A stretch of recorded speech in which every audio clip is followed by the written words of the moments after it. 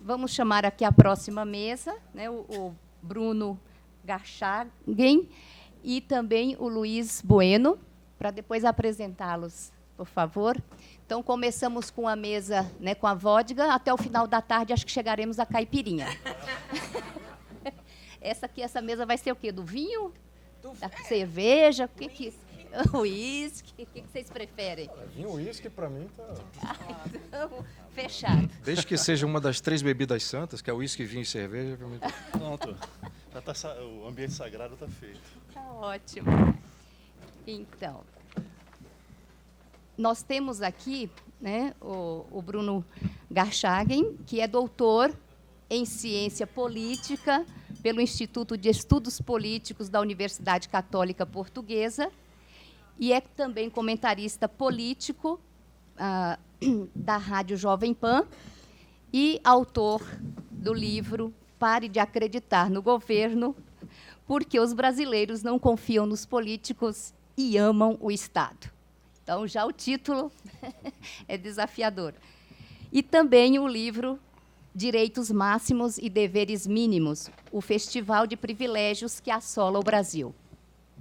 Bruno vai começar um grupo de pesquisa no Labor, agora em fevereiro de 2020. Muito bem-vindo. Obrigado. O título do grupo é Grupos sobre Cultura Política no Brasil, que será às quartas-feiras, das 15 horas às 17 horas. Então, todos estão convidados, né, a participarem desse grupo de pesquisa. E quem quiser melhores informações sobre esse e todos os outros grupos de pesquisas, vocês podem encontrar no site do Labor. Temos aqui o nosso caro colega Luiz Bueno, que é graduado em Filosofia pela USP, mestre em Filosofia pela Pontifícia Universidade Católica de Valparaíso, no Chile, e doutor em Ciência da Religião pela PUC São Paulo, é professor da FAAP e coordenador do Núcleo de Filosofia Política do Labor.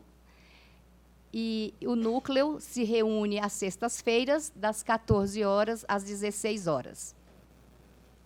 Então, vocês dois podem escolher quem começa. Quem já estiver mais embriagado, talvez.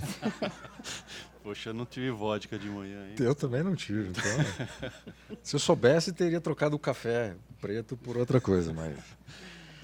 bom dia, obrigado pela amável apresentação, é uma honra estar aqui na PUC e poder não só participar desse evento, mas também no ano que vem tocar esse projeto, esse grupo de pesquisa, generoso convite da Andréa e do Pondé, e a ideia é falar sobre cultura política no Brasil e a gente vai começar... A ideia é começar com a nossa independência, né? Então, a forma como a cultura política no Brasil foi formada, foi forjada ali no século XIX, a partir da grande clivagem política que havia na época entre conservadores e liberais. Ou seja, um panorama político, cultural muito diferente, institucional também muito diferente daquele que nós temos hoje, inclusive em termos de descentralização do poder. Então, quem se interessa por esse tema, a partir de fevereiro, estaremos tratando desse assunto. Bom, comportamento e política, né? O período não poderia ser mais interessante e excitante para falar dessa vinculação entre uma e outra, em bases praxeológicas, ou seja, da ação humana, porque a violência verbal que inunda as redes sociais nesse momento da política, isso se acentua a partir da campanha do ano passado, mas eu acredito que isso comece não com as manifestações de 2013, mas acho que começa com um referendo sobre o armamento no Brasil, quer dizer, aquele referendo, plebiscito, na verdade, que colocou para a sociedade a pergunta se a sociedade era a favor da continuidade da venda, compra e venda de armas no Brasil, ou rejeitar essa proposta, que era a proposta do governo Fernando Henrique Cardoso, que ele queria passar uma série de leis restritivas sobre o direito às armas, que nunca foi colocado em causa na história brasileira. Eu faço parte de uma geração, talvez a última, que tinha dentro de casa pai e avô, que manuseava, tinha arma em casa, e isso não era um problema, fazia parte da infância. Eu revendo recentemente fotos minhas crianças, eu tinha um arsenal de armas de espoleta, que era uma coisa extraordinária, que certamente se eu publicar uma foto dessa, com o meu pequeno arsenal de armas e pistolas e não sei o quê, chocaria certamente muita gente hoje.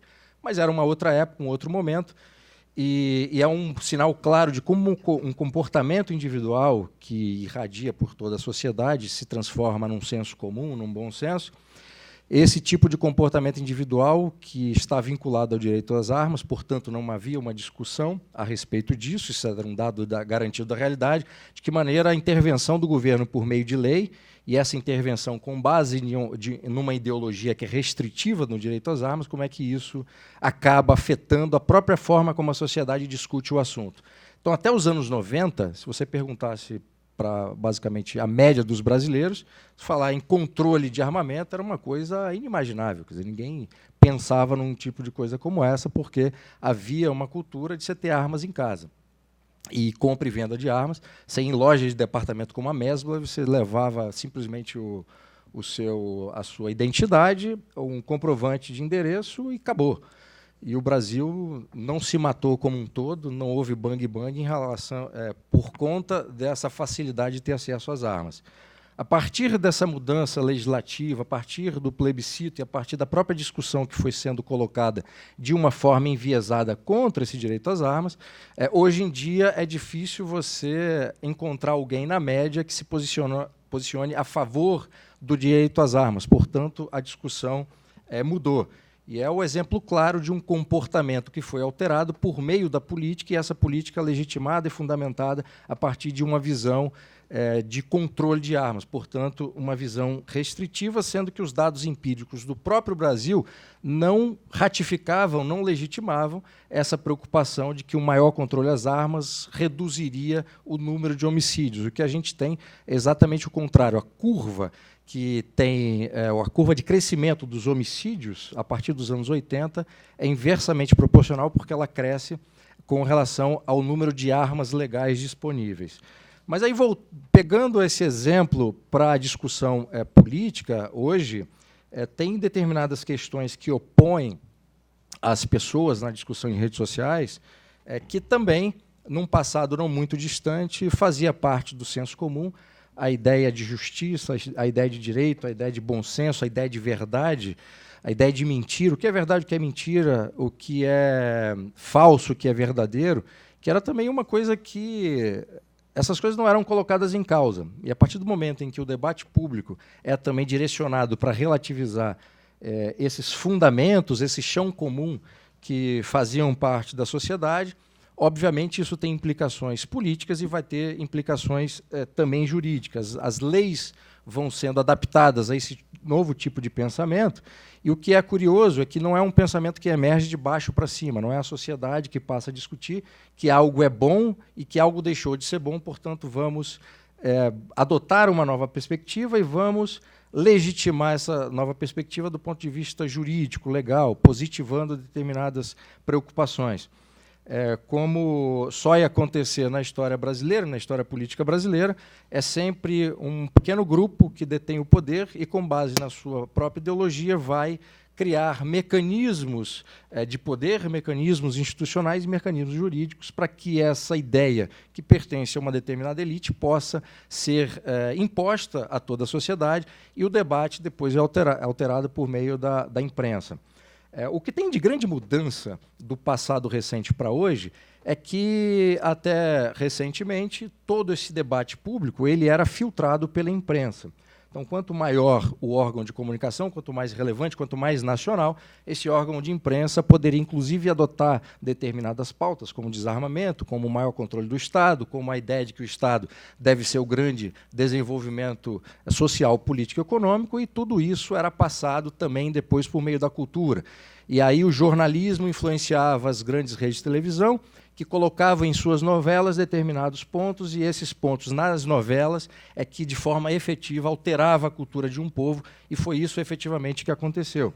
E depois que isso entrava no jornalismo, entrava no debate público, ganhava corpo cultural nessas novelas, e aí o interesse pelas novelas e o acompanhamento é inversamente proporcional ao interesse pela leitura, então as novelas se tornaram o grande agente de difusão cultural. Se essas questões fossem como foram incorporadas nas novelas, aí você tem um mecanismo extraordinário de engenharia social, de mudança de hábitos, de mudança de senso comum por meio das novelas, e aí é muito mais fácil depois o grupo que está no poder, o grupo político no parlamento, colocar leis, aprovar leis para ratificar essa mudança de mentalidade. O que a gente tem hoje diferente é que a grande imprensa já não tem o poder que tem e também não tem o monopólio da informação. Hoje, com as redes sociais, isso está muito mais difuso, está muito mais plural, está muito mais diversificado. Isso tem pontos positivos, tem pontos negativos. Os pontos negativos, já não é nenhum segredo, é que a quantidade de mentira que é disseminada pelas redes sociais, por WhatsApp, etc., é uma coisa extraordinária. Mas o ganho extraordinário que nós tivemos é que, na ausência desse monopólio, cada um tem a sua própria tribuna. E cabe a nós, individualmente, escolher as fontes de informação. Como a gente está num período aí que eu poderia usar um grande verso do poeta inglês William Blake, a gente está num período de turbilhão e salitre e breu, está tudo suspenso. Então, até para a gente fazer individualmente esse filtro, para confiar naqueles emissores, naqueles produtores de informação, isso tudo é muito complicado, é muito difícil. Então, esse é o momento em que a responsabilidade individual é muito maior do que em outros tempos, porque tudo nos chegava de forma mais ou menos organizada, mais ou menos legitimada e mais ou menos confiável. Hoje não. Como a gente não lê mais jornal, o número de leitores de jornal tem reduzido bastante, a própria credibilidade da imprensa tem caído muito, o grau de confiança da sociedade em relação à imprensa tem sido reduzido ao longo dos anos, por culpa da própria imprensa. Então, todo mundo hoje no Brasil está, todo mundo não, mas uma maioria está ávida por informação, e essa informação está dispersa nas redes sociais. E porque não confiamos na imprensa, a gente tende a confiar em canais de YouTube, em canais em páginas do Facebook, em perfis do Instagram, perfis do Twitter. E dependendo da nossa posição política, a gente vai se inserir numa determinada bolha, e é essa bolha que vai nos fornecer informação. E como a gente, ao mesmo tempo que está acontecendo isso tudo, a gente passa por um processo de maturidade política que se perdeu a partir do golpe militar republicano que derrubou a monarquia em 1889, que bagunçou a política brasileira, e esses ataques contra essa formação de uma cultura política mais robusta e sadia foi praticamente destruída com Vargas a partir de 30, e essa destruição acabou sendo completada, finalizada pelo regime militar entre 64 e 85. Regime militar esse que é apontado como sendo um regime de direita, e tem elementos que podem ser qualificados como direita, porque não era de esquerda, mas, ao mesmo tempo, foi esse regime militar que destruiu o que havia, o que restava ainda do Segundo Império, o Segundo Reinado, de uma cultura política de direita e também de representantes intelectuais e políticos da direita. Quer dizer, o grande símbolo dessa destruição foi Carlos Lacerda, que era o grande nome dessa direita intelectual, dessa direita institucional, dessa direita politicamente organizada. O regime militar acabou com isso. E, de forma muito contraditória, durante o regime militar foi o período em que a esquerda mais ascendeu do ponto de vista cultural, do ponto de vista de livros. Várias editoras de esquerda, como a Paz e Terra, como a José Olímpio, como a Zahar, cresceram de forma extraordinária nesse período, e os jornais acabavam enganando, de certa forma, a censura, e a esquerda conseguiu se inserir nesse debate de uma forma bastante pujante. E, obviamente, se você tem um grupo que praticamente domina esse debate, todo o debate, depois toda a política, o comportamento individual da política será pautado por essa agenda colocada por esse grupo de poder. Teria acontecido o mesmo se fosse a direita que, nesse período, tivesse conseguido esses espaços, e se essa direita tivesse existido. Mas essa direita não existiu, e, portanto, não conseguiu sequer fazer esse contraponto.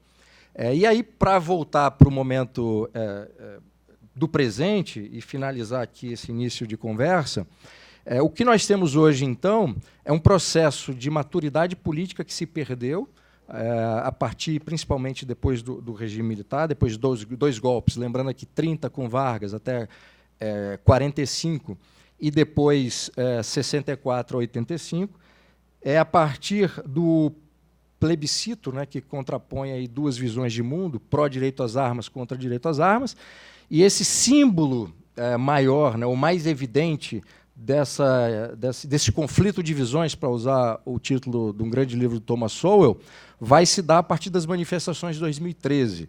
É ali que as pessoas começam de fato, a se preocupar com a política, a querer entender a política, buscar informações. E percebe um descompasso muito grande entre aquilo que está vendo essas pessoas, nós, né, estamos vendo nas ruas, estamos vendo à nossa volta, e aquilo que a imprensa relata como sendo o evento fidedigno. Então, é esse descompasso entre o que a gente vê na nossa realidade, inclusive política, e aquilo que a imprensa retrata, é que começa a criar essa desconfiança entre a sociedade e a imprensa. Pelos olhos da sociedade, essa imprensa não consegue transmitir aquilo que efetivamente está acontecendo, e pior, ela relata o fato de uma maneira enviesada, politicamente enviesada. Então, o que está acontecendo hoje, inclusive essa violência verbal, inclusive essa forma mais contundente, mais aguerrida, é fruto desse processo de maturidade política de uma sociedade que até ontem não se preocupava com política, passou a se preocupar, passou a perceber que o governo existe e que atrapalha, e passou a tentar buscar informações e formação para que pudesse, de alguma maneira, entender o que está acontecendo e se posicionar contra. E num processo de maturidade é igual criança aprendendo a andar. Vai cair no chão, vai tropeçar, vai quebrar o dente, vai bater a cabeça, vai cortar o queixo, vai acontecer tudo aquilo. Só um ponto importante, essa violência no debate público não é novidade na história brasileira. Se pegarmos o debate que havia nos jornais no século XIX, o primeiro e o segundo reinado, o que acontece hoje pelas redes sociais parece brincadeira de criança. A linguagem era muito mais violenta, e era violenta nos canais, digamos assim, sérios, institucionais. Era como se, sei lá, um jornal como a Folha de São Paulo, para o qual o nosso Pondé escreve, colocasse numa capa "Bolsonaro é canalha". Às vezes a Folha faz isso com eufemismos, né? Mas esse era o tipo de comportamento na imprensa, e a imprensa do século XIX tinha posições políticas e partidárias bem definidas. Então, tinha os jornais que apoiavam os conservadores, jornais que apoiavam os liberais, né, Saquaremas e Luzias. E isso não era segredo. Dando um salto na história, e o grande embate entre Getúlio Vargas e Carlos Lacerda, para usar um personagem que eu já citei, o jornal do Carlos Lacerda, que era o Tribuno da Imprensa, usava uma linguagem violentíssima. O Carlos Lacerda se posicionava como jornalista, como político, contra Getúlio Vargas ou contra os asséculos de Getúlio Vargas, de uma forma violenta. O debate, por meio de artigos de intelectuais ou jornalistas, também se dava com uma linguagem muito violenta, muito aguerrida, e, obviamente, com argumentos. Então, o que acontece hoje nas redes sociais acontecia no passado por meio da imprensa. Como a imprensa se tornou um filtro em que ideias divergentes já não chegavam mais, as redes sociais se transformaram nesse grande palco, nessa grande arena de debate, reproduzindo de uma forma muito mais ampla, de uma forma muito mais desqualificada, portanto, porque todo mundo tem espaço, aquilo que era a tradição da imprensa brasileira. Portanto, essa vinculação, essa comparação entre comportamento e política, isso faz parte da nossa história. O que está acontecendo não é novidade, a única novidade é que hoje a tribuna é muito maior, porque basta abrir uma conta numa rede social, qualquer que seja, que cada um se torna uma grande fonte de informação, de análise que pode ser ou não qualificada. Obrigado.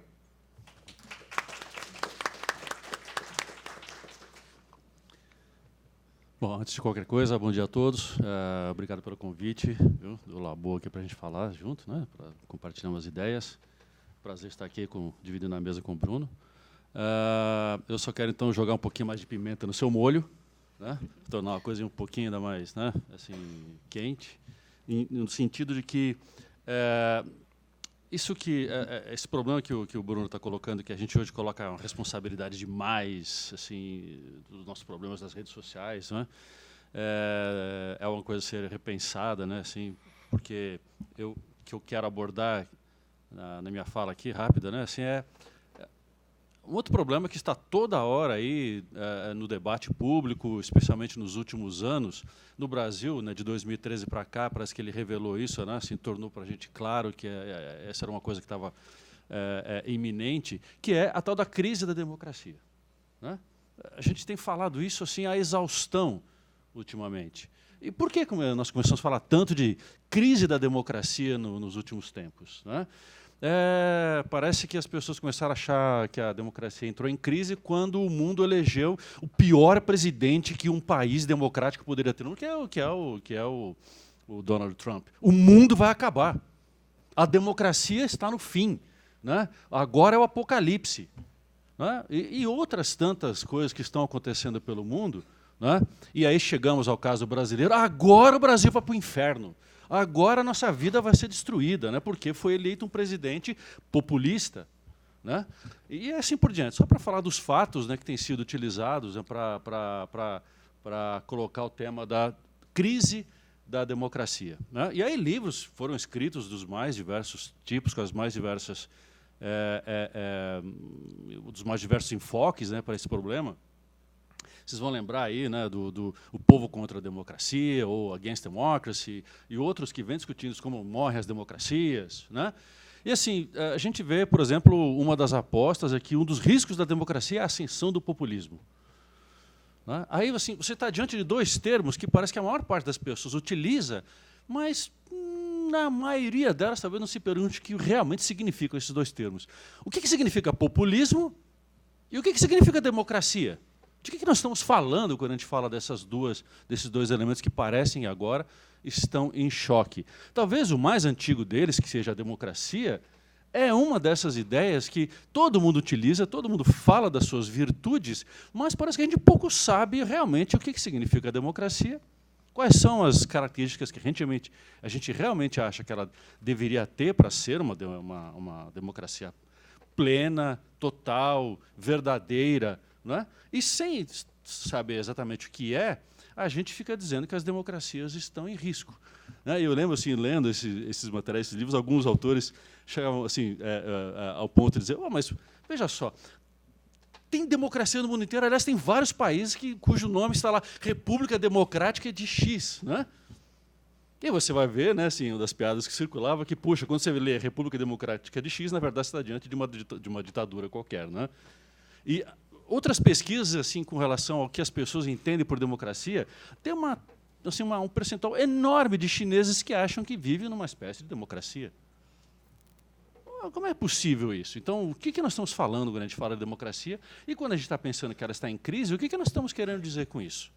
Será que a impressão que nós temos de que a democracia está em crise é porque, aí pegando um gancho no que o Bruno estava colocando, é porque agora, em épocas de rede social, né, a ágora que os gregos falavam lá atrás, agora aumentou assim, imensamente, e toda aquela gente que estava, de repente, oculta, né, que não tinha como se expressar, porque os meios de comunicação eram sempre unidirecionais, agora que a gente vive numa época em rede, que todo mundo tem voz, nós descobrimos que a democracia é realmente um regime frágil, que quando você dá voz realmente ao povo, aí nós despertamos todos os fantasmas que assolavam Platão.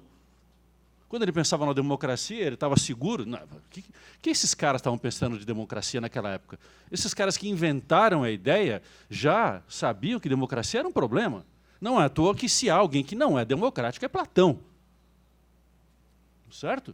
Para as pessoas participarem da vida política, você precisa educar o sujeito. E lá, claro, no caso do Platão, essa educação era assim, uma coisa extremada, que só, sei lá, meia dúzia de caras, os tais reis filósofos, seriam capazes de ocupar a posição de governança. Então você precisa preparar o cara a vida inteira para ele poder exercer o poder, para que você evite de entregar o poder a pessoas que não sabem o que fazer com ele. 2.400 anos atrás os caras já temiam isso. Agora parece que nós descobrimos a roda, que quando o povo fala... Ora, você espera o quê do povo? Não é? Assim, o povo vai falar o que ele tem que falar. O problema é que a noção idealizada de democracia que nós temos é que, quando o povo fala, emana sabedoria. Não é? E tanto assim que muitas das frases que circulam no meio dos estudiosos é que, assim, e dos políticos, ora, para os problemas da democracia só há uma solução, mais democracia. É lindo isso na teoria. Né? Mas quando as pessoas começam a dar as suas opiniões, a votar naquilo que elas acham que é a sua escolha, aí uns dizem, as pessoas foram enganadas. Ué, mas a democracia não é o exercício da sabedoria? Quanto mais gente votando, não tem mais sabedoria na democracia? Por que que quando dá um resultado X, à esquerda ou à direita, uma parte diz, está vendo, o povo foi enganado? Ué, mas como assim? O povo sabe ou não sabe o que está fazendo? Né? E aí você vai vendo as teorias que vão debatendo esse problema. Como enfrentar o comportamento do eleitor, né? Que, afinal de contas, já se fala há muito tempo, mas agora, pelo menos, há pesquisas duras, né, assim, de comportamento que dizem que aquela ideia de que o eleitor é racional era realmente uma idealização. Hoje está comprovado que não é mesmo. Se há uma coisa que não... você não espera que aconteça, é que todos os eleitores ajam de maneira racional na hora de escolher o seu candidato. Estão em jogo outras forças, estão em jogo outros comportamentos, outro nível de preferência, outros vínculos, outros pertencimentos que não estão enquadrados dentro de uma análise racional. Então, assim, um dos livros que trabalha muito bem isso, que é o Democracy for Realists, né? Os autores, o Akin e o Bartels, né, estão mostrando para a gente, assim, nas pesquisas, que, olha, as pessoas votam muito mais por conta dos seus vínculos comunitários e da sua adesão ao partido do que por qualquer proposta racional que o seu próprio partido faça. Se o seu partido disser, nunca antes nesse país X, não importa o que aconteceu antes, você vai acreditar que nunca antes na história desse país aconteceu X. E você vai votar porque você tem afinidade com aquela mensagem. E se o outro diz, não, na verdade o que aconteceu tudo aqui foi por da corrupção, foi só bandido que... Se você se afina, você vai votar naquele sujeito que diz que todo mundo que antecedeu era bandido, mas você faz alguma análise racional disso?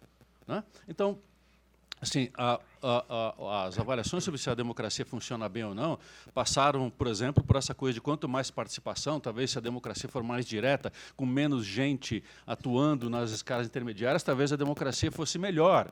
E aí nós incorremos no risco das democracias virarem sistemas totalitários. Outro, então talvez a democracia seja muito melhor quando a gente faz a escolha dos programas de governo, dos eleitores, se nós olharmos para trás e fizermos a avaliação do seu passado. Não é? Ora, isso fez com que a gente votasse em candidatos cada vez melhores, não é? Se a gente está olhando o passado deles, o que eles fizeram, quantas pessoas olham realmente o passado de um candidato, o passado de um partido, para votar nele hoje em dia? Se a gente votasse em performance de políticos, né, nós nunca admitiríamos que alguém entrasse com uma plataforma do tipo vou fazer. Nós perguntaremos o que você fez. Né? Quantos de nós perguntamos o que você fez? A maioria de nós perguntamos, eu acredito no que você faz, acredito. Então, não importa o que você diga, eu vou votar em você. Ou veja, essas duas formas de pensar na democracia, quanto maior participação, quanto menores níveis hierárquicos, talvez melhor, foi para o buraco. A outra, que de repente o eleitor avalia o passado do seu candidato, foi para o buraco. Então, assim, será que a democracia está em crise? Ou será que nós estamos descobrindo o que é realmente uma democracia quando o poder é entregue ao povo? Então, assim, um desses autores aqui, você talvez lembre dele, ele entrou no debate faz aí uns 2 anos para cá, né, que ele trouxe essa ideia, ou talvez um pouquinho mais, não me lembro muito bem, mas é o Jason Brennan, quando ele fala, olha, talvez a solução para isso seja uma epistocracia, ou seja, ele volta ao Platão no sentido de pensar que talvez tenha que haver alguma forma de qualificação do eleitor, não é? E aí uma das alternativas que ele coloca, inclusive, acho que essa semana eu me surpreendi, assim, vi o Renato Giannini Ribeiro levando isso, né, para discussão no ambiente público. Quem sabe a gente poderia, de repente, fazer com que os eleitores fossem sorteados dentre o conjunto de cidadãos com direito a voto. Né? O Brennan está dizendo, olha, assim, não há uma solução clara, mas será que talvez uma qualificação do voto, onde as pessoas se preparassem, depois elas poderiam ser sorteadas para serem tanto eleitores quanto candidatos, poderia ajudar a qualificar isso?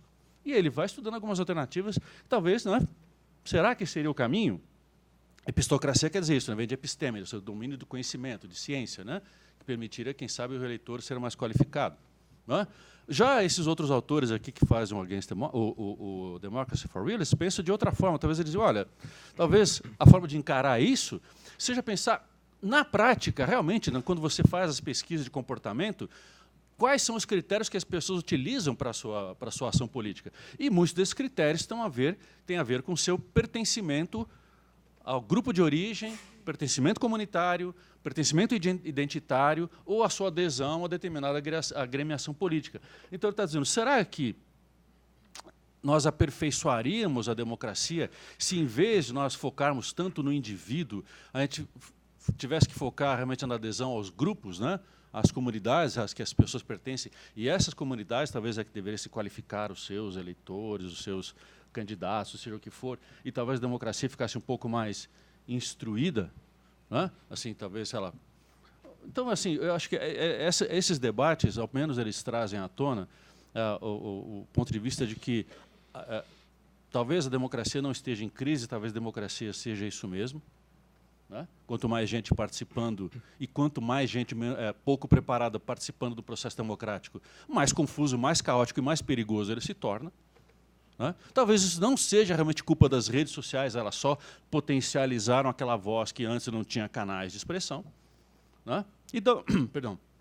Então, talvez os temores dos gregos lá atrás, quando pensavam na democracia, agora nós estamos vivendo isso plenamente, que, afinal de contas, é claro, a democracia que nós conhecemos não é a mesma que os gregos pensaram. A democracia de que um cidadão, um voto, é uma invenção moderna. Há quanto tempo nós vivemos a experiência democrática, de verdade?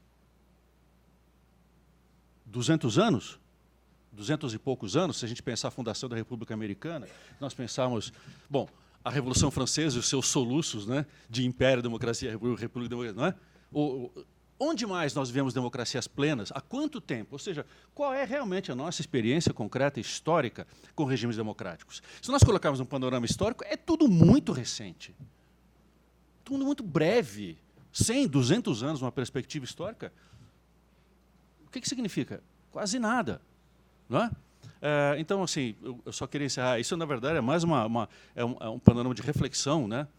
Eu não estou aqui me propondo a dar nenhuma resposta para isso, mas, ao menos, assim, acho que identificar a natureza do problema pode ajudar a gente a pensar de forma um pouco mais concreta e menos idealizada. Né? A idealização da democracia talvez tenha que se fazer frente, aí eu concordo, né, com o argumento do Akin e do Bartels, que nós, talvez para aperfeiçoar a democracia, é preciso a gente sair do ideal da democracia, de quanto mais gente participando, melhor ela fica, e olhar realmente como as pessoas agem numa democracia. E aí, cada povo talvez tenha que encontrar suas próprias soluções, e muito provavelmente o que vale para o Brasil não vai valer para os Estados Unidos, não vai valer para a Inglaterra, que nós temos histórias e composições populacionais, culturais diferentes, então talvez nós vamos ter que suar aí sangue para encontrar a solução para encaminhar melhor para nós aqui.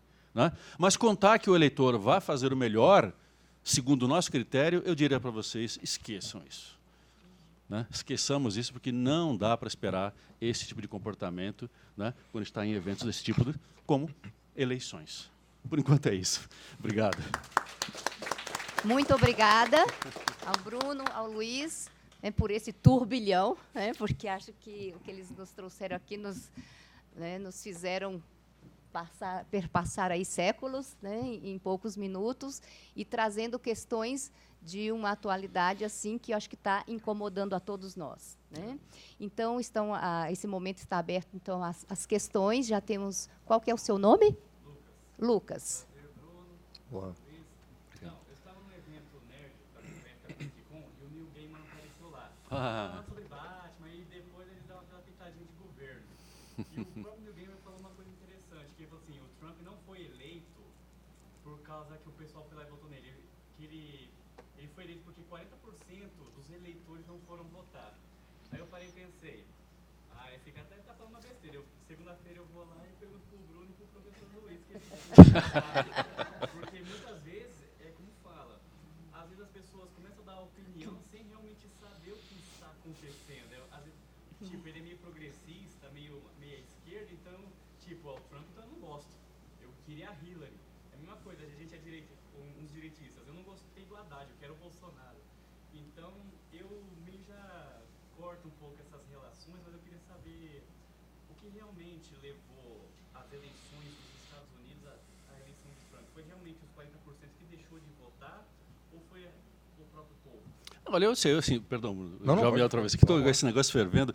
Eu fico pensando também, eu vou inverter a pergunta, por que será que 40% não foram votar? Não é? Então, veja só, de novo, nós estamos esperando que o eleitor tenha um comprometimento com a democracia, quando ele fala, cara, eu tenho que pagar minhas contas, estou com um filho doente, minha sogra está no hospital, sabe? Amanhã eu tenho compromisso, assim, sei lá quem vai ser o ministro do exterior. Então, talvez 40% das pessoas que não foram votar é porque não tem tempo de participar da democracia. Sabe? Essa ideia de que o governo do povo, imagina se está todos os dias... Quem é que estava falando isso aqui? Acho que foi na sexta-feira, alguém trouxe essa ideia. Assim, se a gente participar o tempo todo do governo, nós não temos tempo para viver. Quando é que você vai trabalhar? Você tem que participar de comissões, de assembleia o tempo todo. Você acha que é real, é realista isso? Né? Então, por isso que assim, eu sei que, historicamente, uma das soluções que nós estamos encontrando é a democracia representativa, né? Para que você tenha alguma participação em algum grau. Mas a democracia representativa também ela é contrabalançada pelas instituições que tentam administrar o exercício do poder para diminuir o poder de quem está no poder. Né? Então, esse jogo entre participação e instituições, né, são exatamente para você ter um ambiente razoavelmente controlado por normas e regras, né, que garantam um funcionamento mínimo, né, com o passar do tempo. E aí você imagina que essa coisa toda esteja funcionando, mesmo que você não vá votar naquele dia. E aí, se você me permite, eu queria transmitir, então, inclusive, uma questão aqui para o Bruno. Né, assim, eu queria ouvir de você também, Bruno. Uma coisa que a mim me incomoda há muito tempo. No Brasil, nós temos uma coisa maravilhosa, que é o direito ao voto. Certo? Que, na verdade, não é um direito, é uma obrigação. Certo? Então, toda vez que a gente vai para as eleições, as pessoas dizem a festa da democracia. Que democracia se eu sou obrigado a cumprir uma coisa que, na verdade, me dizem que é um direito? Como é que eu misturo direito com dever e acho que eu vou ter uma democracia razoável no Brasil? Assim, então, respondendo um pouquinho, aí eu transmito também a sua pergunta e deixo para o Bruno. Queria te ouvir. Não, isso é excelente. Porque... Usando, né, Ed, o que você acha?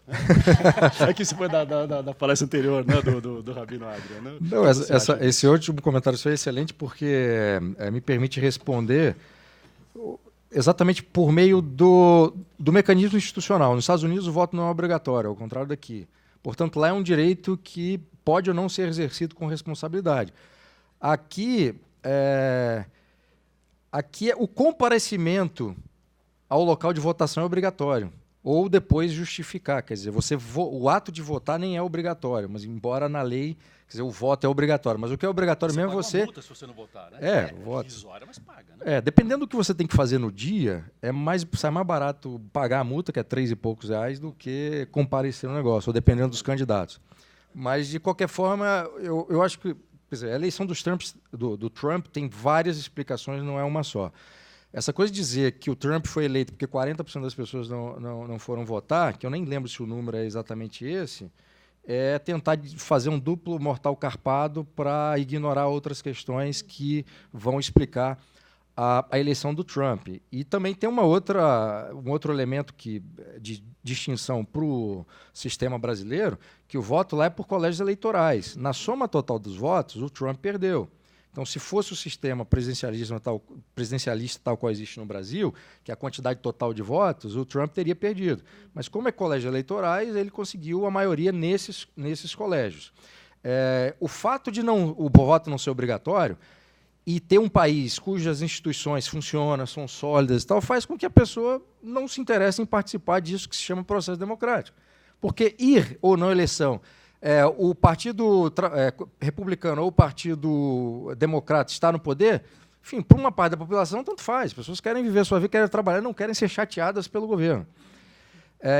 Isso é uma outra distinção. O governo americano, o governo federal americano e os estaduais, que têm muita força, não estão presentes a todo momento na vida do indivíduo médio americano. Quer dizer, o sujeito não fica pensando a todo momento no governo, como é o caso do Brasil. Quer dizer, qualquer coisa que você faz, você vai tomar uma cerveja, ou um vinho, ou isso, que são as 3 bebidas santas, guardem isso, criadas por religiosos. Quer dizer, a quantidade de imposto de cada uma delas dá vontade de parar de beber. Quer dizer, um gole num copo de cerveja, 60% quem está bebendo lá é o governo federal. Né? O uísque é mais. Então, o governo é sócio desde quando você nasce. Né? Quando os pais estão pagando lá o hospital, o médico, você já está sendo penalizado pelo governo. E aqui, além disso, o governo é tão presente, tão intervencionista, tão danoso, junto com essa cultura que foi sendo criada intervencionista, aqui o voto é obrigatório, ou seja, a gente é obrigado a ir, e o custo de não ir também é muito alto. E aí, um ponto interessante que o professor citou, que é o seguinte, qual é a ideia de democracia? Quer dizer, nós vamos reduzir a democracia ao voto? E aí tem uma outra coisa dessa idealização da democracia, que é o seguinte: nós achamos, ou nós fomos levados a crer, que a democracia é uma obrigação de fim. Ou seja, basta ter uma democracia que o fim será virtuoso, ou o fim tem que ser virtuoso. E não é isso. A democracia é igual à advocacia, é obrigação de meio. O resultado vai depender da forma que a sociedade se comporta, a cultura política, as escolhas e as opções de voto. Porque é uma coisa interessante também, toda vez que se fala em democracia ou em eleição no Brasil, fala assim, a culpa é do eleitor, o eleitor não sabe votar. E os candidatos se apresentam? As últimas eleições presidenciais, estava lá Serra contra Dilma, Aécio contra Dilma. Quer dizer, que diabo de opção é essa? Aí um vai ter que ser eleito de qualquer jeito, né? Aí a Dilma foi eleita, o Aécio foi eleito. O eleitor não sabe votar? Se as duas opções que tinham era ser morto por enforcamento ou guilhotina, quer dizer, não tem muito isso. Então, a idealização da democracia como sendo algum instrumento que vai levar a um fim virtuoso, ou tem que levar a um fim virtuoso, acaba corrompendo toda a discussão, porque a gente não discute sobre os instrumentos, os incentivos positivos que existem ou que não existem, que precisam ser inseridos dentro de mecanismos democráticos, e a gente fica na discussão se a democracia funciona ou não. E essa coisa de crise de democracia me lembra, desde criança que eu ouço, assim, a filosofia está em crise, é a morte da filosofia. Você lembra disso, Pondé? Quantas vezes você já ouviu sobre a filosofia em crise?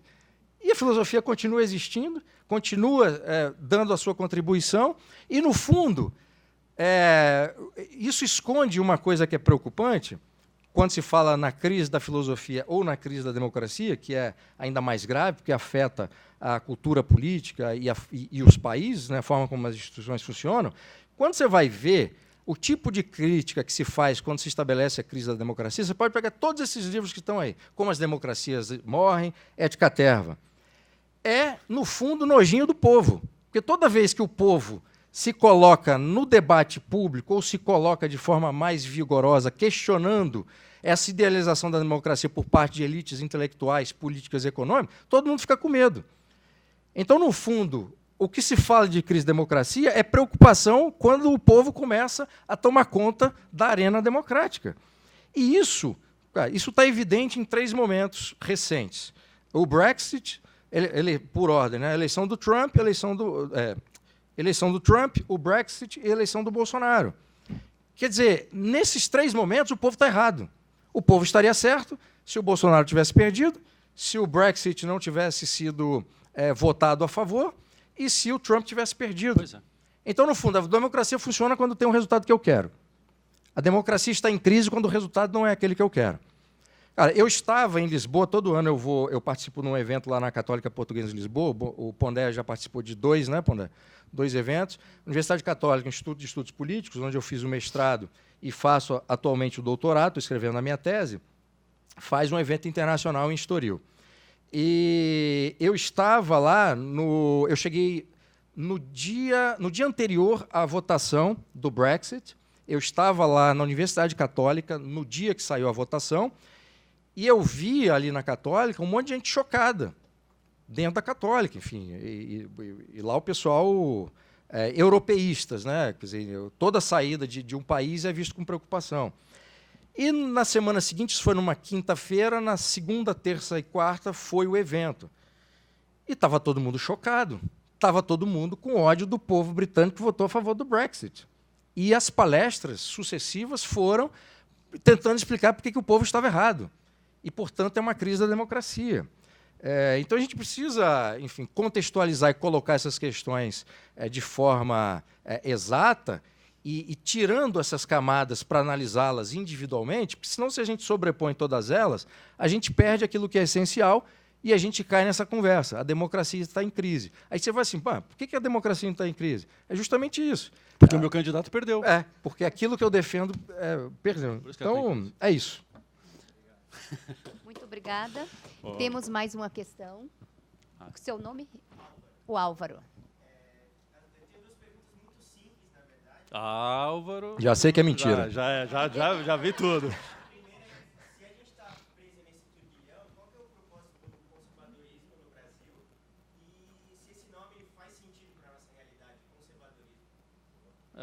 Olha, eu acho que conservadorismo ainda não existe no Brasil, na fase atual que nós estamos, no momento atual.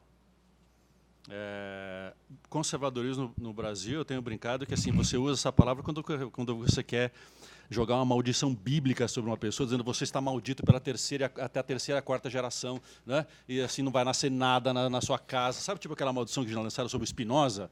Sabe? Você não anda nem debaixo perto da sombra. No Brasil, conservadorismo virou sinônimo disso por conta do período de ditadura, por conta de uma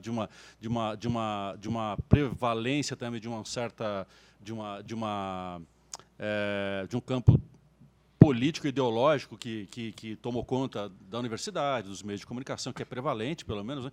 E que, por exemplo, qualquer bibliografia conservadora praticamente não existe nas universidades. Como é que você vai falar de conservadorismo se você nem estuda a respeito? E o mal que você sabe de conservadorismo quando você fala, bom, então o Bolsonaro é um conservador. Se me pergunta, eu diria, não. Se você pega pelo menos um pouquinho, estuda um pouquinho, você vai ver, bom, Bolsonaro é um conservador, Bolsonaro é um reacionário, ou seja, alguém que idealiza um passado que está na cabeça dele. A tradição conservadora que a gente desconhece, né, se a gente pensar de onde ela surgiu, que é a tradição britânica, ela não tem nada a ver, assim, não é que não tem nada a ver com isso, mas assim, ela é muito mais instruída e muito mais ilustrada do que isso, né? E a gente conseguiu identificar lá que essa atitude de um atrelamento ao passado, de uma idealização do passado, é uma das formas ideológicas que estão presentes, mas ela não é a expressão, pelo menos, da vertente instruída de conservadorismo. Se a gente volta lá no Edmund Burke, vai passando por outros aí, que chega até, sei lá, um autor que nós vamos estudar no núcleo de filosofia política ano que vem, que é o Michael Oakeshott. Mas o que tem de reacionarismo num sujeito como esse? Não tem, né? Agora, a tradição tem alguma coisa a ensinar para nós aqui? Aí acho que a pergunta nós invertemos a pergunta. Se a experiência conservadora tem alguma coisa a ensinar para nós, né? E se é possível agora, uma vez que a tradição conservadora o Bruno com certeza vai falar a esse respeito, eu imagino, né? Que ele conhece isso melhor do que eu.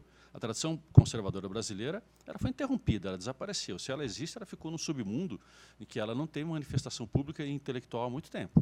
Assim, pelo menos relevante, né, com exceção de algumas poucas figuras aí. Mas ela não representa mais faz tempo que ela não representa uma vertente política ativa, que tenha fundamentação teórica, que tenha uma certa concepção, né, do que é a prática política no Brasil. Talvez agora ela possa voltar, né, como estão os estudos sobre conservadorismo, a palavra conservadorismo vem sendo utilizada mais e mais, talvez a gente possa vir a entrar num debate um pouco mais instruído e dizer, bom, é possível um conservadorismo brasileiro em 2019, 2020? Essa é talvez a pergunta que a gente vai ter que fazer daqui para frente, né? Não se existe um conservadorismo no Brasil. Você pode falar, bom, há um conservadorismo de costumes, não é? Há essa forma um pouco mais popular de você pensar em conservadorismo, tudo bem, isso está aí, não é? Se você pensar um pouco de maneira mais flexível, todo mundo que ganha uma certa projeção, que conquista uma certa posição de poder, é conservador em relação a ficar no poder. Então, nesse sentido, a esquerda é conservadora, porque ela quer ficar onde ela está. Mas isso não representa uma tradição de pensamento que volta lá ao Burke e pega esses grandes homens aí, né? Então, acho que fiquem abertos isso para ver se a gente vai ver nascer realmente uma reflexão inspirada no conservadorismo britânico. Eu estou falando do britânico, mas há outras vertentes, né? Americana, francesa, né? Se vai surgir uma reflexão consistente aqui no Brasil nas nossas condições atuais. Porque me parece que fica mais difícil você pensar no conservadorismo como ele era um século atrás. Como é se a gente quisesse imitar mesmo se nós quisermos imitar o conservadorismo britânico de hoje, já não vai servir para o Brasil. O enfoque, a preocupação, né, de você não pensar um país em termos de grandes ideias abstratas e utópicas, do tipo, queremos construir a justiça social no Brasil. Aí eu pergunto para você, o que é justiça social mesmo? defina para mim o que você está querendo dizer quando você fala disso, para ver se isso tem realidade concreta, se isso existe na prática. Ou é uma ideia que você acha que vale a pena transtornar a vida de todos os brasileiros para construir uma ideia de justiça social que ninguém sabe muito bem o que é. Então, deixa meu emprego onde está, deixa minha família onde está, deixa o hospital funcionando, a escola, vamos melhorar o que dá para fazer, né, sem essas grandes ideias que, na verdade, acabam custando milhões de vidas. Né, que é o processo, normalmente, que a gente encontra nas transformações revolucionárias. Né. Talvez isso, né, que é uma postura de reflexão e de prudência, recuperando talvez um pouco da categoria aristotélica, né, prudência na política, talvez seja isso que esteja faltando. Mais do que uma classificação se é conservador, se é liberal, se é de esquerda, se é de direita, né, talvez assim, a reflexão conservadora britânica possa nos ensinar ou possa nos ajudar a pensar a realidade brasileira de forma diferente e aí construir um caminho próprio nosso. Não sei se o Bruno... Não, esse assunto é muito interessante, é um assunto que eu adoro estudar. Do ponto de vista político, formal, hoje nós não temos uma representação desse conservadorismo brasileiro, né? Resgatando, restaurando aquilo que a gente teve como tradição conservadora, com grandes nomes, Bernardo Pereira de Vasconcelos, Visconde de Itaboraí, o Pimenta Bueno, enfim, toda uma tradição de políticos conservadores que desenvolviam esse conservadorismo na prática, né? E aí tem essa dimensão importante. O conservadorismo na política ele é desenvolvido na prática. Ele não parte de um credo ideológico ou de determinados limites em termos de dogmas ideológicos, intelectuais ou programáticos, e a partir desse dogma é que a política na prática vai se dar. O conservadorismo na política ele inverte isso, então tem essa dimensão pragmática. E nós temos, sim, uma tradição conservadora que está localizada no século XIX, essa tradição foi se perdendo ao longo do tempo, tem um período ali nos anos 40, 50, em que essa tradição começa a voltar à cena do ponto de vista intelectual, com debates no jornal. Aí já é um conservadorismo um tanto diferente daquele do século XIX, porque é um conservadorismo / tradicionalismo, com autores católicos como Jacques de Figueiredo, o Plínio Corrêa de Oliveira, enfim, Gustavo Corsão, aqueles intelectuais católicos que eram mais tradicionalistas porque católicos, mas que ainda tinham algum chão comum com aqueles conservadores do século XIX, elementos como prudência, temperança, compromisso com tradições de civilidade e patrimônio cultural. E aí, esses elementos do conservadorismo, do nosso conservadorismo, é que eu acho que podem ajudar neste momento a entender isso que está acontecendo no Brasil e a qualificar também o debate público. Agora, o que é curioso e interessante ao mesmo tempo é que o conservadorismo do século XIX, dentro do Partido Conservador, dentre os saquaremas, também era um conservadorismo plural. Então, tinham conservadores que estavam mais alinhados com a ideia do Burke, tinham conservadores que estavam mais alinhados com o conservadorismo francês, outros com o conservadorismo espanhol. Então, havia uma pluralidade de pensamentos conservadores dentro da prática política conservadora do século XIX. E o que se tem hoje no Brasil, não na política formal, mas no debate aí de rede social, e é algo que começa a entrar dentro das universidades, como o próprio grupo de estudos aqui do professor Luiz, e outros esforços, por exemplo, tem acho que é IESB o nome, que é o antigo IUPERJ, no Rio de Janeiro. Eles têm um trabalho muito importante acadêmico de estudo da política brasileira do século XIX. Aí pega os conservadores e liberais. Muita coisa boa sendo feita no Rio de Janeiro. Então, o que tem hoje é muito parecido em termos de pluralidade. Então, você tem hoje grupos que defendem um conservadorismo mais britânico, outros que defendem mais o conservadorismo americano. Tem uns que confundem o conservadorismo com outras coisas como um populismo nacionalista, tipo o Bannon, aí botam junto com o conservadorismo americano e não tem nada a ver uma coisa com a outra. Então, o populismo do Bannon é uma coisa, o conservadorismo, a tradição conservadora americana é outra coisa. Tem um grupo no Brasil desenvolvendo estudos e já publicando coisas do tradicionalismo espanhol, o tradicionalismo hispânico, que é fundamento também desse conservadorismo português, que influenciava também os nossos conservadores do século XIX. Então, tudo isso está no ar nesse momento. Isso que torna esse momento histórico tão rico para quem gosta de estudar, para quem gosta de entender o que está acontecendo. Então, do ponto de vista assim, objetivo do que está acontecendo hoje, está tudo muito incipiente, Só que você tem vários conservadorismos que estão sendo defendidos por grupos distintos, e cada grupo tem tentado fazer isso avançar. Agora, o que eu acho que une esses conservadorismos, e aí, respondendo novamente a sua pergunta, são esses elementos que formam, para usar uma expressão do Russell Kirk, essas coisas permanentes.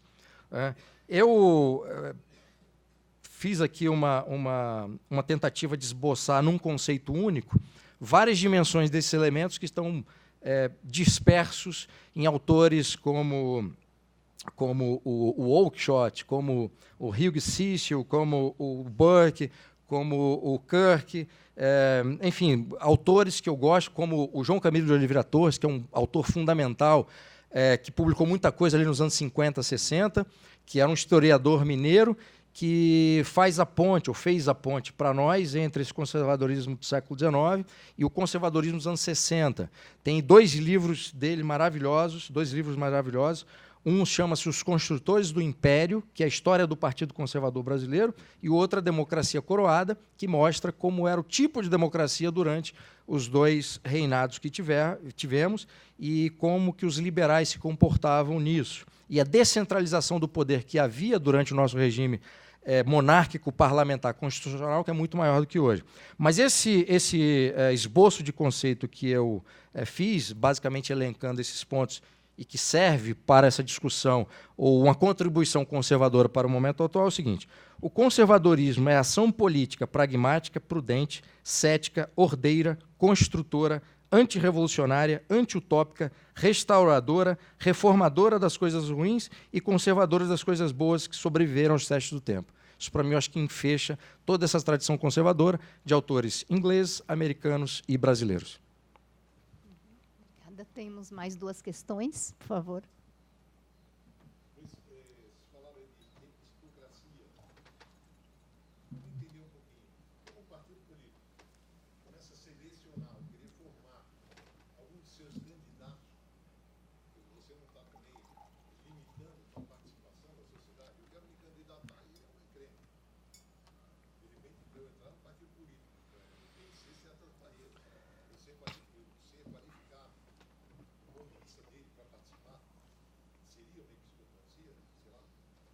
Assim, epistocracia ainda é um termo genérico, né? Que parte da ideia de que a democracia teria tanto maior qualidade quanto mais qualificados fossem os cidadãos, né? O que tem o problema aí, Gilberto, é assim, eu não acho que quando há processos, se você pensar em termos de qualificação, quando há processos de seleção, isso torna menor a participação. Porque, afinal de contas, é um partido reproduzir aquilo que a República deve fazer, que é ter mecanismos de controle, tanto para você proteger o cidadão contra o excesso de poder, quanto também proteger as instituições contra essa inconstância do eleitor, da população. Porque se você governasse ao sabor do momento, você não consegue andar com o país inteiro. Ou seja, por isso você precisa de mecanismos que deem estabilidade, racionalidade à administração, e aí você vai precisando de gente qualificada para ocupar esses postos todos, né? Que seria, tecnicamente falando, assim, a nossa versão atual da ideia do Aristóteles de quem deve ocupar os cargos são as pessoas qualificadas para aquele cargo. Então, isso é uma coisa. E sei lá, eu sei um ou outro partido que está tentando fazer isso no Brasil, né? O problema é que, assim, a gente fala de democracia no Brasil quando, na verdade, nós não temos nem partidos democráticos. Em que sentido eu estou dizendo? Os caras falam de democracia, mas são todos autocracias dentro dos partidos. Quem é que escolhe os candidatos? É o membro? Tem primárias internas, tem eleição, tem participação dos afiliados? Se não tem, depois esses caras vêm a público defender democracia. Que democracia, candidato? Não é? Assim, você tem que falar, é a democracia, estúpido. Né? Tem que falar para o cara assim. Não é? Porque, o que está em jogo aqui? Se o partido não é democrático, como é que você espera que a prática seja democrática? Então, nós temos esses dois mundos em conflito no Brasil hoje, né? Eu acho que o processo de qualificação não seria ruim, né? para todos, mas também, assim, se você quer ter o exercício democrático, sofra a possibilidade de você ter discordância enorme dentro de um partido e que o que vai surgir ali vai ser, quem sabe, o fruto do consenso. O que não quer dizer que o consenso vai chegar na melhor solução também. Mas isso é a democracia tão falada por aí, né? Então, a epistocracia, se ela fosse... Estou, na verdade, pensando aqui no argumento Brennan, né? Nem é meu esse argumento, e, na verdade, ele é platônico, né? Ou seja, assim... maior conhecimento na população implicaria também numa melhor democracia? Isso, de novo, é uma aposta que a gente faz. Pessoas inteligentes são pessoas boas? Acho que a resposta a isso torna fácil entender que não dá para você fazer uma relação direta entre maior conhecimento e virtude, né? Então, talvez aí a gente tenha que juntar um pouquinho aquilo que o Aristóteles dizia. Bom, o que é virtude? Assim, ou, na verdade, o que é a ação ética? A ação ética é uma questão de que quem age eticamente age porque está acostumado a agir assim.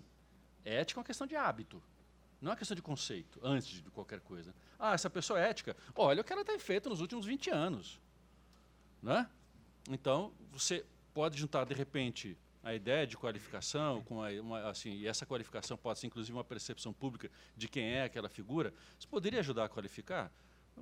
Poderia, talvez. Né? Talvez seja um instrumento a mais a ser pensado. Do jeito que nós pensamos hoje, veja, quando a gente vai falando de... surge de vez em quando esses arrobos de democracia direta, você vê como isso é um risco. Né? Porque todos esses instrumentos de mediação que parece que tornam, na verdade, a democracia alguma forma de aristocracia, quando você elimina isso, brincando com a ideia, é como você destampa o portão, você destampa a tampa do inferno, né? Porque você não sabe mais o que vem dali de baixo. O dali de baixo é onde nós estamos, não é que nós estamos em cima e alguém... Não, nós estamos aqui embaixo, ou seja, e não há consenso mínimo entre nós. Ou seja, se você não tem mecanismos que dêem um pouco de qualificação ao processo todo, a gente não sabe onde a gente vai parar. Né? Dar educação à população, eu acho que isso seria o mínimo para as pessoas, ao menos, saberem do que elas estão falando. Né? Assim, mas isso se vai garantir um resultado melhor para o país, só o tempo vai dizer, porque cada país vai ter uma história própria. Né? O que eu estou cansado um pouco de ouvir, assim, é do tipo, depois que teve essa eleição, onde, como o Bruno lembrou muito bem, nós tivemos sempre, quando você tem uma eleição em 2 turnos, você chega um momento que você tem 2 candidatos. Pode ser que sejam os 2 caras que você menos queria. Talvez nós cheguemos aos piores possíveis. E eu acho que a última escolha do Brasil foi exatamente essa. Entre os 2 piores possibilidades que nós tínhamos. E aí as pessoas tinham que escolher. Você tinha 3 opções, né? Vota num, vota no outro ou não vota. Aí vem as pessoas a público dizer, tá vendo? O Brasil está nessa situação porque você, eleitor, votou nesse cara. Eu falo, bom, você que fez isso, você fez a autocrítica de tudo que aconteceu nos últimos 30 anos, já que o Brasil foi governado por uma certa vertente política que é absolutamente refratária à autocrítica. Então, as pessoas têm esse direito agora de acusar quem tenha votado no presidente eleito aí, né, dizendo que essa pessoa fez um voto mais absurdo da face da terra? Tem esse direito, no sentido do funcionamento da democracia? Você só tinha 2 candidatos, o que você vai fazer? Aí você faz a sua opção, vai ganhar quem tiver mais votos. É o melhor? Putz, quem é que sabe? Né? E é tanto pior quanto esse tipo de provocação, de acusação, né, numa maneira, uma parte da nossa cultura que é muito ruim, que é sempre terceirizar a responsabilidade, e é parte disso. Aí o sujeito fez de tudo para eleger um partido que destruiu o país, depois ele vai te acusar de ter escolhido entre as 2 opções que estavam em curso. Né? Sendo que a eleição foi uma reação a tudo aquilo que foi destruído. Parece que, assim, que essas milhões de pessoas que votaram num determinado candidato votaram por burrice, votaram por desinformação, votaram por terem sido enganadas. Mas isso só aconteceu agora. Desde que nós redemocratizamos o país, isso nunca aconteceu. É a primeira vez que o povo foi absolutamente enganado, votou por desinformação e agora elegeram uma figura abjeta. Não, mas isso foi a primeira vez que aconteceu no Brasil. O povo brasileiro é sábio, mas dessa vez as fake news, as redes sociais foram as responsáveis por esse desastre em que o Brasil se encontra. Mas é verdade? Então, uma coisa que me incomoda muito, que é a importância que a gente é obrigado a dar à política. Né, como se a política fosse algo muito mais importante do que a vida que nós temos na sociedade. E porque o Estado é intervencionista, e isso, claro, cria um incentivo para que a gente reaja. E na falta de símbolos maiores, né, de virtudes, de história, como outros países têm, Quer dizer, eu faço palestra e costumo perguntar quantas pessoas já ouviram falar dos pais fundadores, mesmo que não saibam apontar quem são, mas já ouviu falar essa expressão dos pais fundadores dos Estados Unidos. Aí eu pergunto, quem são os pais fundadores do Brasil? Às vezes fala Dom Pedro II e tal, mas o resto das pessoas que construíram o país, ninguém sabe. Então, esses exemplos de virtude histórica que nós temos, acaba fazendo também como que a gente não tenha parâmetro. Então, se tem uma classe política ruim, isso está no custo, né? Porque a gente nunca teve nada bom mesmo. Né? Nós temos o exclusivismo da desgraça, o Brasil é pior que todo mundo mesmo, então vamos ficar nessa competição estéril, né? Mas que traz um conforto. Se eu sou pior, então é do jogo. E isso é ruim, porque a gente cria uma identidade, a gente projeta essa identidade para os outros dentro do Brasil da pior forma possível. E aí eu dou um exemplo nas minhas palestras, eu boto uma foto de uma rodovia, uma BR, tem uma fila de vários carros respeitando o trânsito e passa um vagabundo cortando todo mundo, né, pelo acostamento. Aí eu pergunto assim, o que vocês veem nessa imagem? Quer dizer, todo mundo que olha essa imagem ou que já se viu nessa posição, a primeira reação, eu tenho certeza, olha, só pode ser brasileiro. Porque a gente é treinado desde o início para ver o desvio como sendo a norma da nossa identidade. Que tipo de cultura isso cria para a gente? Que tipo de efeito perverso que isso tem no nosso dia a dia? A gente não consegue pensar que tem 100 pessoas, inclusive nós, respeitando a fila. Quer dizer, isso não acontece em outros países? Mas claro que acontece. Só que nos outros países, esses que admiramos, obviamente, esse comportamento desvirtuado ele não é alçado ao padrão de identidade nacional, ao comportamento. E o brasileiro nunca é a gente, né? É sempre o outro. Olha lá o brasileiro fazendo isso. Olha lá o brasileiro. Né? É como naquela peça do Sartre, né? O inferno é os outros. O brasileiro é sempre o outro, não sou eu. Porque eu me coloco também numa posição confortável, eu não faço parte disso. Nessa coisa sujinha, né, do brasileiro que fura filas, não sou eu. Agora, a gente tem que ter um senso de proporção. Quando alguém desvia, faz algum ato, como cortar fila ou o que quer que seja, primeiro, a gente não pode, a gente primeiro tem que perceber o que está acontecendo. A maioria respeita a fila. Aquele que não respeita a fila deve ser visto e punido como alguém que está sendo a exceção à regra e tendo um comportamento que precisa ser desincentivado. Teoria das janelas quebradas. Você pune os pequenos desvios para não fazer com que aquilo se torne condutas mais graves. Então, assim, enquanto a gente não mudar, é um pé atrás da discussão política e democracia. E é um esforço que a gente tem que fazer. Enquanto a gente não mudar isso que a forma como a gente se vê, e a gente se vê como o pior povo da face da Terra, é difícil que a gente crie hábitos melhores e a gente projete isso na vida da sociedade. Porque se eu tenho uma história virtuosa e eu vou julgar todo o resto a partir desse exemplo de virtude, então o político A, B ou C que entrou, ele vai ter que ser comparado a esses grandes vultos da história. Porque eu tenho parâmetro. Agora, se o meu parâmetro é José Sarney, o Collor entrar no negócio, ou quem quer que seja entrar, enfim, está ali no custo do Brasil. Eu não vou me incomodar muito com isso, eu vou ficar sempre falando, o brasileiro não sabe votar, né? Aí a gente não olha os candidatos. Bruno, me permite, já que você trouxe uma fala, me estimula aqui a pensar, nós estamos aproveitando que nós estamos no diálogo, nós estamos vendo, vocês estão perguntando, nós estamos falando, não tem uma formalidade nesse momento aqui, né? Mas assim, nós passamos no nosso núcleo quase um ano e meio estudando a autora Gertrude Himmelfarb, né, historiadora norte-americana, uma grande pensadora, e nós trabalhamos um conceito no último semestre que é o de imaginação moral, que vem lá do Burke, que ela recupera, né, nos diálogos dela com o Lionel Trilling, e ela, no último livro que a editora lançou, deve estar aqui na banca, né, que é Ao Sondar o Abismo, ela dedica um capítulo, né, primeiro a essa ideia do cultivo moderno não mais a figura do herói, mas a glamorização do vilão.